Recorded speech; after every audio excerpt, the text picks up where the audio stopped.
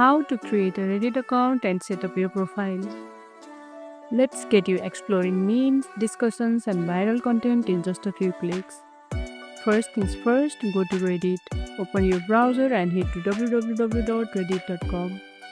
At the top right corner, click on Login. Now, choose how you want to sign up. You will see options to sign up with Google, Apple, or with your email and password. Pick what works best for you and follow the prompt. Now, confirm details. Reddit may ask you to verify your gender, choose your preference, or skip. Then you will be shown a list of interests like gaming, tech, memes, and more. Pick a few to personalize your feed or just continue. Now, the customization part. Once you are in, click on your profile icon in the top right, then hit Profile.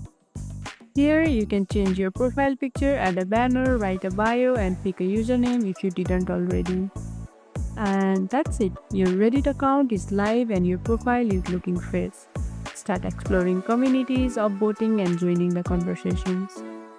If you found this tutorial helpful, don't forget to like this video, subscribe, and tap the bell icon so you never miss an update. See you in the next one.